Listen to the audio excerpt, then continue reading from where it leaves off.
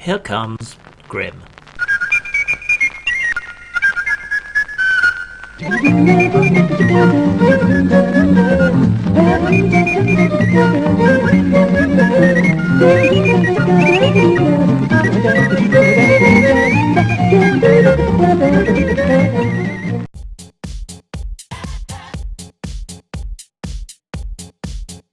Of course you can call me Daddy, and if you want to follow me on Facebook, you can find me at james.desborough, Postmortem Studios, all one word, JD Writer and JGD Games.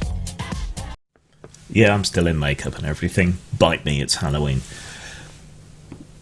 I asked if people had any questions about the UK elections, and some people did, basically about who could vote, how we vote, those kind of things. And I guess it's interesting for people outside the UK, so I'll find my glasses again and let's have a look at it.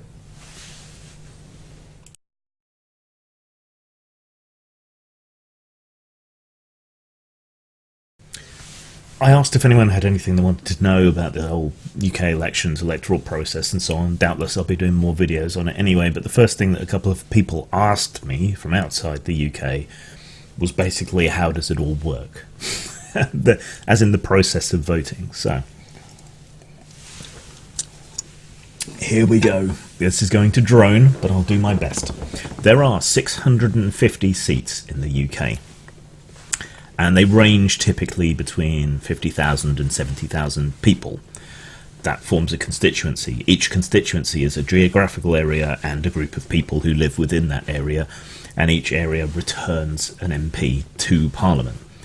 Urban areas are clustered with a lot more seats due to the high population. Rural areas are much bigger because there's less people around, simply put. As kind of compensation for that, I suppose, the more rural areas, the regions, tend to have smaller electorates, and the more urban areas, the more populated areas, tend to have larger electorates. So what I mean is, in England, for example, a typical seat might be 70,000 people in the electorate for that seat to return that MP. Whereas in somewhere less populated, like Wales in general, ignoring Cardiff for the moment, a typical seat has around 50,000 people. So you can see there's a bit of a difference there. I guess that kind of works like the Electoral College in the States to try and sort of compensate for the town and country divide. Not entirely sure it's fair. And the redrawing of these boundaries goes on and on and on, and there's always accusations of gerrymandering and favouring one party or the other by redrawing the size of the seats and so on, because people in urban areas tend to vote Labour or more progressive left-wing groups, and people in rural, more isolated areas tend to vote more conservative. It's just, that's how it is. So boundaries get redrawn, and sometimes that can favour one party over another, and it's always controversial, and people have genuinely abused it in the past, but there you go. So it's partly population, partly geography, mostly population. So that means that, for example, the largest seat is Ross, Skye and Lochaber, which is about 12,000 square kilometres. Use Google if you can't work out what a kilometre is. And the smallest is Islington North, which is only 7.35 kilometres square. So that just goes to show. So each area, each constituency returns an MP to the House of Commons. Whichever party has the most MPs then goes ahead to form the government. They may not have an overall majority, in which case they might form a minority government or a coalition government, or they might have a majority, in which case they get to run rampant and pull everyone's strings, even though they probably didn't get a majority of support in the country. So it goes. To vote, you need to register to vote, and in general elections like this, you need to be 18. When you register to vote, you get put on the electoral roll. You register in the area in which you'll be voting. So where you live, typically. Some students stay registered at their home constituency. Some change where they're registered to where they're living for university and so on. And this can be the case all kinds of ways. It gets a little bit complicated, but this will play into this election, as we'll see. So once you're registered, you keep getting annoying reminders all the time that you have to re-register all the time. It is super annoying and a huge waste of resources to have to keep doing that when your situation hasn't changed. It just seems like such a huge waste, and it's really annoying to have to do what seems like constantly a lot of the time. But still, they are constantly checking up that you are there, you're living there, you're eligible to vote in that area, and so on. So I guess it's good that there's scrutiny, but it's also annoying at the same time.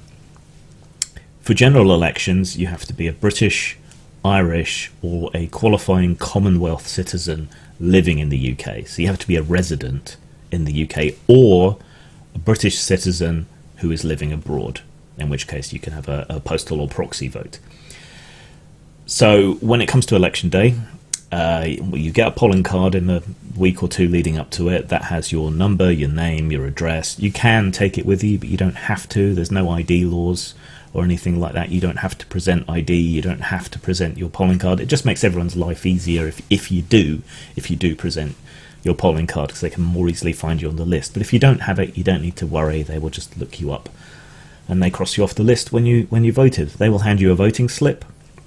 You take your slip, you go into either a booth or behind a partition or whatever else. You get a little bit of privacy, and then you put an X in the box for the party that you want, or technically the MP that you want, rather than the party that you want. Votes get put into a thing, they all get totted up by volunteers, and then they get read out by a returning officer once they've all been totted up. And you can demand recounts and so on if it's particularly close, which can delay things. Usually we don't know what's happened until very late at night or very early the next morning. And there's always a few seats lagging behind to come in later, and then the postal votes might come in later or earlier. It's a muddle, but you generally have a pretty good idea of how things are by 2-3 o'clock in the morning, sometimes earlier. There's like a barrier that any particular party needs to get votes passed, well, needs to get MPs passed before they can form a government. If you are or are going to be in prison, you can't vote. If it's a civil conviction that you're in prison for, because that can still happen if you don't pay your fines or whatever, then you can still vote. It's only criminal convictions that mean you can't vote. So if you're on remand, or you're unconvicted, if you're waiting for a conviction, if you're just being held in custody while awaiting a trial, those situations you can vote in. People found guilty of corrupt or illegal practices to do with elections are not allowed to vote. Members of the House of Lords can't vote. It's technically legal, but not constitutional for the monarch or members of the close royal family to vote.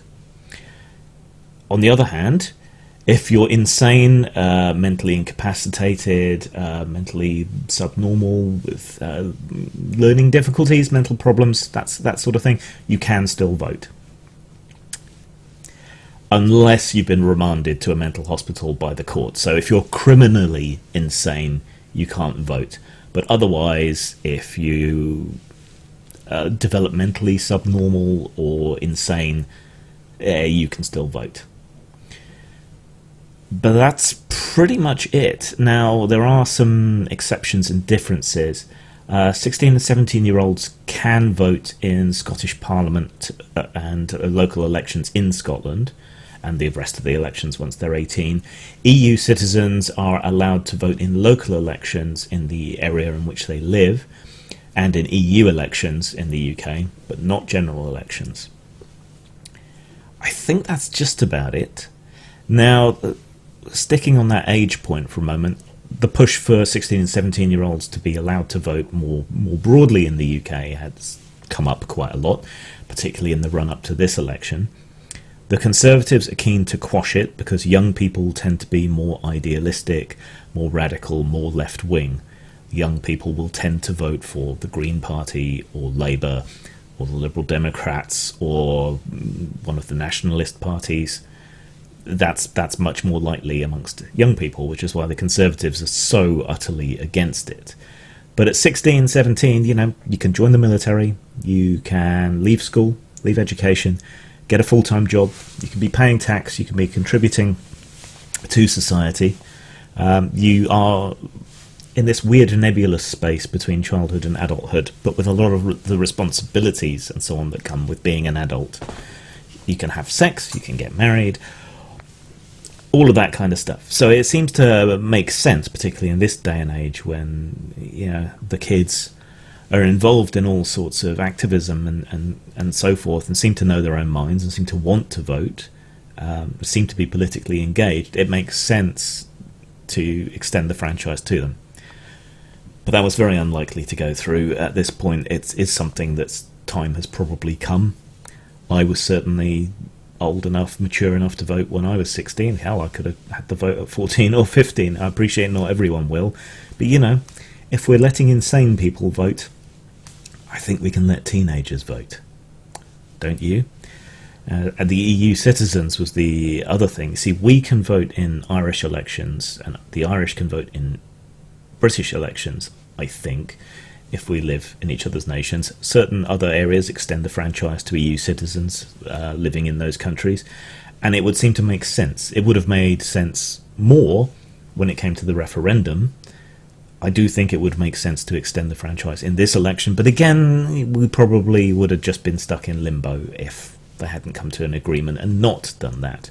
But should we stay in the EU, I think that's something else whose time has come. International citizens, by and large, can't vote in any of these things. So my partner, who is American, can't vote in any of our elections, even though she lives here, pays taxes, all the rest.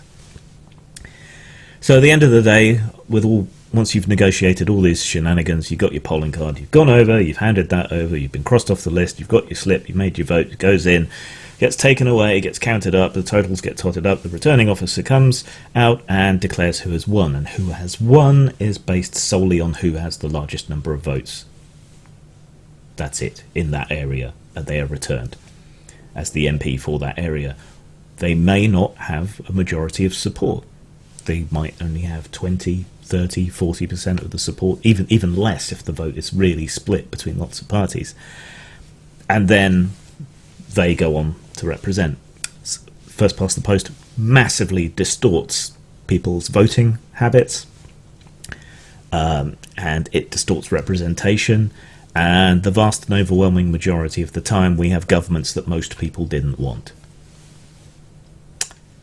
It's balls. And the excuse for it is this supposed link between MPs and constituencies. Some MPs do their duty and do right by their constituents. The vast majority don't, they just toe the party line. This idea of this local link basically doesn't work in a party political system, because first loyalty is always to party. Almost always to party. There you go, our archaic system laid bare with all its flaws, issues and idiosyncrasies. If you have any more questions about the UK elections, the policies, the things people are going to be fighting over besides the obvious, do leave a comment below. Zang. Postmortem Studios, role-playing games, and a lot more to die for. Post-mort.com